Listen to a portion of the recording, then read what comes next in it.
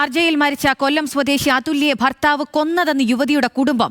ഒരിക്കലും ആത്മഹത്യ ചെയ്യില്ലെന്ന് മകൾ പലവട്ടം പറഞ്ഞിരുന്നുവെന്ന് അമ്മ തുളസിഭായ് ന്യൂസ് മലയാളത്തോട് പറഞ്ഞു. മരിച്ചെന്ന് കേട്ടാൽ കൊന്നതെന്ന് കരുതണമെന്നും അതുല്യ പറഞ്ഞിരുന്നതായും അമ്മ. അമ്മ പേടിക്കേണ്ട അമ്മ, ഞാൻ ഒരിക്കലും ആത്മഹത്യ ചെയ്യത്തില്ല. അഥവാ ഞാൻ മരിച്ചു കഴിഞ്ഞാൽ അമ്മ വിചാരിച്ചോണം എന്നെ അയാൾ തല്ലിക്കൊന്നതാണ്. അങ്ങനെ 2-3 വട്ടം പറഞ്ഞ് എൻ്റെ പൊടിമോടോടും പറഞ്ഞ്, മോളെ അമ്മ ഒരിക്കലും ആത്മഹത്യ ചെയ്യത്തില്ല, അഥവാ അമ്മ ചത്ത നിൻ്റെ അച്ഛൻ കൊന്നയാന്ന് വിചാരിച്ചോണമെന്നെല്ലാവരും. അങ്ങനെ വരെ അവൾ വീഡിയോയിലൊക്കെ ഉണ്ട്. അങ്ങനെ പറയുന്ന കുഞ്ഞൊരിക്കലും, അതുമല്ല അവൾ പിറ്റേന്ന് ജോലിക്ക് പോവാൻ ഇരിക്കുന്ന തുണിയൊക്കെ മേടിച്ചുകൊണ്ട് വന്ന് അനിയത്തിയുടെ ഇന്ന് അവിടെ ബർത്ത്ഡേ രാത്രി അവൾ 12:30 എങ്ങാണ്ട് സ്റ്റാറ്റസ് ഇട്ട് സന്തോഷത്തോടൊക്കെ ചിരിച്ചോണ്ട് നിൽക്കുന്ന ഫോട്ടോ നിങ്ങളൊക്കെ കണ്ടു കാണുമല്ലോ. ആ കുഞ്ഞ് ചാവും ഒരിക്കലും. അതുല്യ നേരിട്ടിരുന്നത് കൊടിയ ഗാർഹിക പീഡനം. ഫോണിൽ അമ്മയോട് സംസാരിച്ചതിന് ഭർത്താവ് തറയിലിട്ട് ചവിട്ടിക്കൂട്ടിയെന്ന് സുഹൃത്തിനയച്ച ശബ്ദ സന്ദേശം. ആത്മഹത്യ ചെയ്യാൻ ധൈര്യമില്ലെന്നും അതുല്യ. കൊടും ക്രൂരതയുടെ കൂടുതൽ തെളിവുകൾ ന്യൂസ് മലയാളത്തിന് ലഭിച്ചു. നീ വിളിച്ചു വെച്ചതിന് ശേഷം ഞാൻ അമ്മയെ വിളിച്ചടി. അയാളെ ഉറങ്ങാനായിട്ട് കിടന്നു. ഞാൻ പറഞ്ഞില്ല, ഞാൻ അടുത്ത് മിണ്ടാത്തൊന്നുമില്ലായിരുന്നു. ഞാൻ താഴെ കിടക്കുമായിരുന്നു. അമ്മ ഞാൻ പുതപ്പ് മൂടിയ സംസാരിച്ച അമ്മയെടുത്ത് നീ പോയ കാര്യങ്ങളൊക്കെ അതിനാണ് ചവിട്ടി കൂട്ടി തന്നെ ഡിസ്റ്റർബൻസ് ആണ് ഉറങ്ങുന്നതിനെന്നും പറഞ്ഞു. എനിക്ക് വയ്യാടി, അനങ്ങാൻ വയ്യ, വയറെല്ലാം ചവിട്ടി സഹിക്കാൻ പറ്റുന്നില്ല.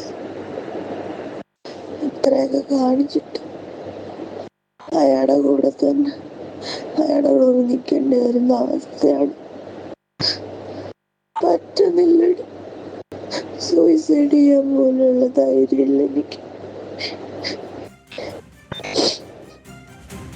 ചെയ്ത തെറ്റിനുള്ള ശിക്ഷ മകൻ അനുഭവിക്കണമെന്ന് സതീഷിന്റെ അമ്മ ന്യൂസ് മലയാളത്തോട് പറഞ്ഞു. സതീഷിന് കുടുംബവുമായി യാതൊരു ബന്ധവുമില്ല.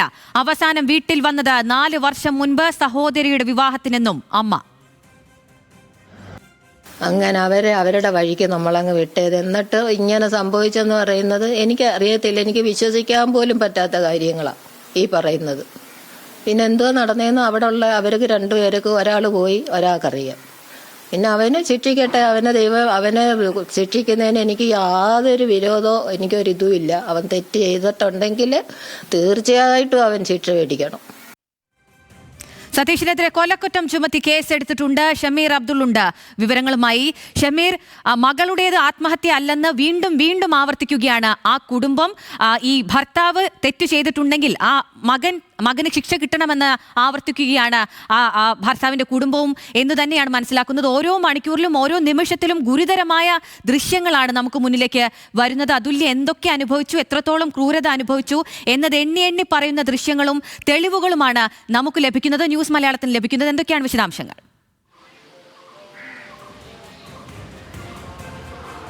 തീർച്ചയായിട്ടും അഖില, ഇതുമായി ബന്ധപ്പെട്ട ഓരോ മണിക്കൂറിലും പുതിയ വിവരങ്ങളാണ് പുറത്തു വരുന്നത്. ഏറ്റവും ഒടുവിൽ പുറത്തു വന്നത് ഈ സതീഷ് ഇട്ട ഒരു ഫേസ്ബുക്ക് പോസ്റ്റാണ്.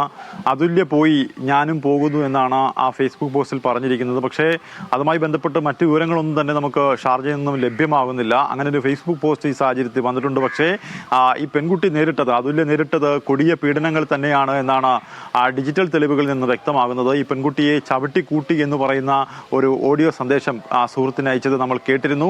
അങ്ങനെ ഈ ഡിജിറ്റൽ തെളിവുകളും സമാനമായ മൊഴികളുമെല്ലാം ചവറ തെക്കുംഭാഗം പോലീസിന് മുമ്പിൽ എത്തിയതോടുകൂടിയാണ് പോലീസ് കഴിഞ്ഞ ദിവസം രാത്രിയോടുകൂടി തന്നെ ഈ സംഭവത്തിൽ ഒരു FIR രേഖപ്പെടുത്തിയത്. ആ FIR-ൽ സതീഷിനെതിരെ കൊലക്കുറ്റം, ഗാർഹിക പീഡനം, അതുപോലെ സ്ത്രീധന പീഡനം തുടങ്ങിയ 3 വകുപ്പുകൾ ചേർത്താണ് പോലീസ് കേസെടുത്തിട്ടുള്ളത്. എന്തായാലും ഈ സംഭവം നടന്നത് ഷാർജയിലാണ്. ഷാർജയിലെ റോള സിറ്റി സെന്ററിന് സമീപമാണ് ഇവരുടെ ഫ്ളാറ്റ് ഉള്ളത്. അവിടെയാണ് ഇത്തരത്തിൽ ഈ പെൺകുട്ടി ആത്മഹത്യ ചെയ്ത നിലയിൽ കണ്ടെത്തിയത് എന്ന് പറയുന്നു. എന്തായാലും ഇവരുടെ ബന്ധു, ഇവരുടെ അനുജത്തി അഖില അവിടെ എത്തിയപ്പോഴേക്കും ഇത്തരത്തിൽ ഈ മൃതദേഹം അവിടെ നിന്നും പോലീസ് കൊണ്ടുപോയി എന്നാണ് കുടുംബാംഗങ്ങൾ പറയുന്നത്. പിന്നീട് ആശുപത്രി മോർച്ചറിയിലാണ് അതുല്യയെ കാണാൻ കഴിഞ്ഞതും എന്നും പറയുന്നു. എന്തായാലും ഇതിൽ ഒരു ദുരൂഹതയുണ്ട്. വലിയ ഭാരമുള്ളൊരു കട്ടിൽ നീക്കി വെച്ച ശേഷം അതിന് മുകളിൽ കസേരയിട്ട് കയറി തൂങ്ങി മരിച്ചു എന്നാണ് സതീഷ് വീട്ടുകാരെ വിളിച്ചു പറയുന്നത്. പക്ഷേ അന്നേ ദിവസം വളരെ സന്തോഷവതിയായിരുന്നു ഈ പെൺകുട്ടി. ആ പെൺകുട്ടിയുടെ പിറന്നാളായിരുന്നു. അതായത് മെനിഞ്ഞാന്ന് ആ പെൺകുട്ടിയുടെ പിറന്നാളായിരുന്നു. ആ പിറന്നാളിന് ശേഷം ഇന്നലെ ആ പെൺകുട്ടി പുതിയൊരു ജോലിക്ക് പ്രവേശിക്കാനിരിക്കുകയായിരുന്നു. അതുമായി ബന്ധപ്പെട്ട് 3000 രൂപ വിലയുള്ള ഒരു വസ്ത്രം വാങ്ങണമെന്ന് അമ്മയെ ഫോണിൽ വിളിച്ചു പറഞ്ഞിരുന്നു. അമ്മ അതിൻ്റെ അടിസ്ഥാനത്തിൽ ഈ പണം സഹോദരിയുടെ കയ്യിൽ നിന്നും വാങ്ങാൻ പറഞ്ഞു. അങ്ങനെ ആ പണം അവിടെ നിന്നും ആ കുട്ടി വാങ്ങുകയും ആ വസ്ത്രം വാങ്ങിക്കൊണ്ട് പോവുകയും ഒക്കെ ചെയ്തിരുന്നു. അതിനുശേഷം വളരെ സന്തോഷവതിയായിരുന്ന കുട്ടി എങ്ങനെയാണ് ആത്മഹത്യ ചെയ്യുന്നതെന്നാണ് കുടുംബം ചോദിക്കുന്നത്. പിന്നീട് സതീഷിനെ കുറിച്ച് പറയുമ്പോൾ സതീഷ് അവരുടെ വീട്ടുകാരുമായി പിണക്കത്തിലായിരുന്നു. അവരുടെ ഭൂമിയുടെ വസ്തു സംബന്ധമായ ചില തർക്കങ്ങളുണ്ടായിരുന്നു. ആ തർക്കങ്ങളുമായി ബന്ധപ്പെട്ട് വീട്ടുകാരുമായി പിണക്കത്തിലായിരുന്നു. സതീഷിന്റെ അമ്മയെ പോലും ഇയാൾ വിളിക്കാറില്ലായിരുന്നു. അതുപോലെ തന്നെ ഈ കുടുംബത്തിലും അതുല്യയുടെ കുടുംബക്കാരുമായും അദ്ദേഹം വലിയ അടുപ്പം പുലർത്തിയിരുന്നില്ല.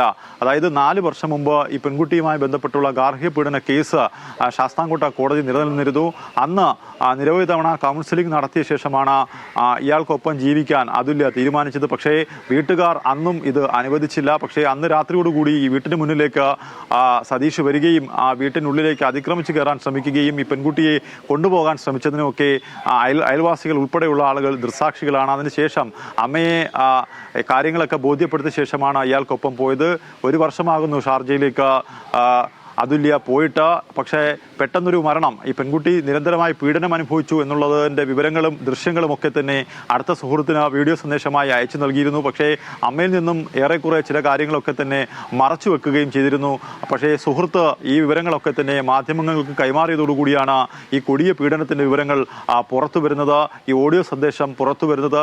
അങ്ങനെ ആ കുട്ടി നേരിട്ടത് സമാനതകളില്ലാത്ത പീഡനം എന്ന് വേണം നമുക്ക് മനസ്സിലാക്കാൻ. ഇയാൾ മദ്യപിച്ചു കഴിഞ്ഞാൽ ഇയാൾ ആ കുട്ടിയെ ക്രൂരമായി മർദ്ദിക്കും. നമുക്ക് ആ ദൃശ്യങ്ങളിൽ കാണാം. അയാൾ കത്തിയുമായി നിൽക്കുന്നത് കാണാം. അതിനുശേഷം ആ കുട്ടിയുടെ ശരീരത്ത് കയറിയിരുന്ന് ചവിട്ടുന്ന ചില ദൃശ്യങ്ങൾ പുറത്തു വന്നിട്ടുണ്ട്. അങ്ങനെ ശരീരം ആസകലം പരിക്കേൽപ്പിച്ചിട്ടുണ്ട് ആ കുട്ടിയുടെ. ആ ദൃശ്യങ്ങളൊക്കെ തന്നെ അതിന് തെളിവാണ്. ഈ ഡിജിറ്റൽ തെളിവുകളാണ് പോലീസ് കഴിഞ്ഞ ദിവസം കണ്ട് വളരെ വേഗത്തിൽ ആ വിഷയത്തിൽ പോലീസ് കേസെടുക്കുകയും ചെയ്തത്. എന്തായാലും സതീഷിന്റെ കുടുംബവുമായി സംസാരിക്കുമ്പോൾ സതീഷിന്റെ കുടുംബം പറയുന്നത്, ഞങ്ങൾക്ക് ഇതുമായി യാതൊരു ബന്ധവുമില്ല. ഞങ്ങളുടെ മകൻ സതീഷ് ഞങ്ങളുമായി അത്ര അടുപ്പത്തിലല്ല.